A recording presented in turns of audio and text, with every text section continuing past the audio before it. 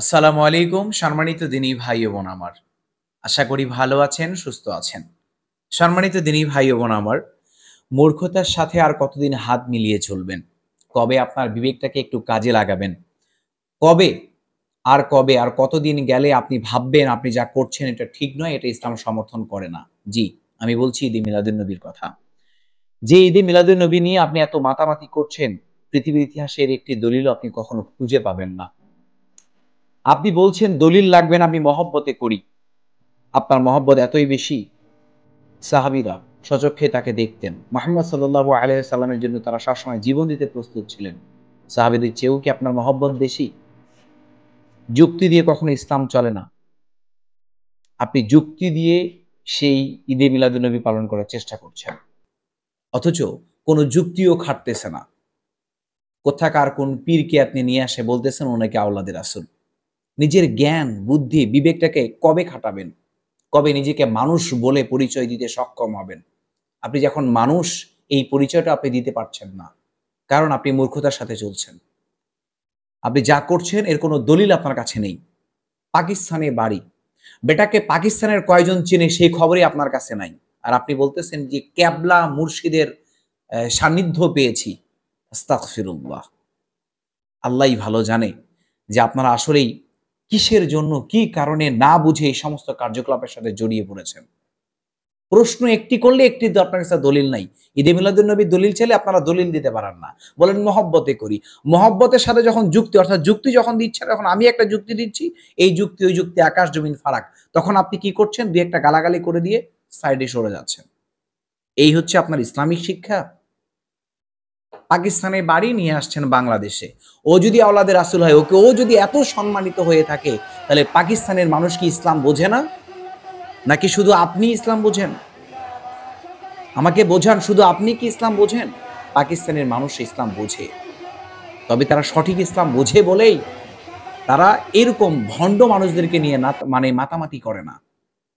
তারা যদি জানতো, তারা যদি বুঝতো যে ইনি হচ্ছে আওলাদের রাসূল, তাহলে তো তারই সেইখানেই তো তাকে হয় না। আপনাকে কিভাবে দেয়?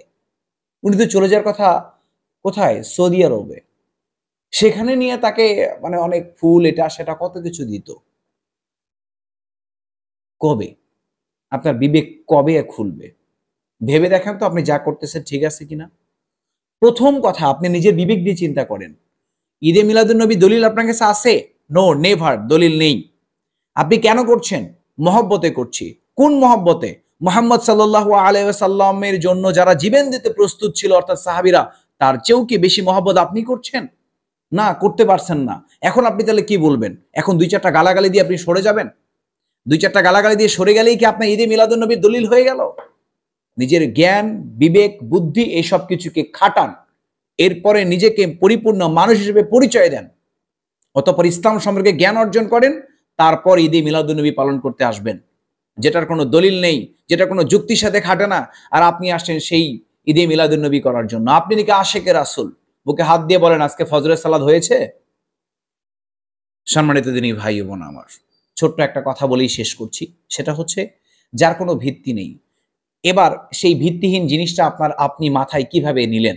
কিভাবে চিন্তা করছেন যে এটাই আপনার ঈদ? আর ঈদ তো আমাদের ছিল, আছে। ২ টো ঈদ আমাদের জীবনে আছে না? সেই ঈদ কিভাবে পালন করতে হয় সেই শিক্ষা কি আমাদের জীবনে নেই? আছে। সম্মানিত দিনী ভাই ও বোন আমার, কথা বাড়াচ্ছি না। ছোট্ট করে ভিডিওটা বানানোর চেষ্টা করেছি। বিস্তারিত আলোচনা করার কোনো প্রশ্নই উঠে না। তবুও একটা কথা মনে পড়ে গেল। আপনি এখন মনে করতে পারেন যে ভাই, সারা বিশ্বে এত শত মানুষ ঈদে মিলাদুন্নবী পালন করছে, তাহলে কি তারা সবাই বেদাত করছে? তাহলে কি তারা সবাই ভুল করছে? ইয়েস! এটা আমার কথা নয়। এটা হচ্ছে মহান রবের কথা। তিনি বলছেন, "অধিকাংশ মানুষই ভুল করে। অধিকাংশ মানুষই মূর্খতার পথে হাঁটে। অধিকাংশ মানুষই জাহান্নামী।" সো আপনি কি বলবেন? অধিকাংশ মানুষ ভুল করবে এটা আপনাকে মাথায় নিয়েই চলতে হবে। আর আপনি ভুল করবেন না। জি, আপনি ভুল করবেন না। যখন আপনি পবিত্র কোরআন এবং সহিহ হাদিস আলোকে আপনার নিজের জীবনকে গঠন করার চেষ্টা করবেন। অর্থাৎ একটা ইবাদত করতে গেলেই যেটার দলিল আপনি খুঁজবেন। ইবাদত করার পূর্বেই আপনাকে দলিল খুঁজতে হবে এটা সুন্নাহ কিনা, এটার অনুমতি রয়েছে কিনা। তখনই আপনি ইনশাআল্লাহ সঠিক পথে থাকবেন।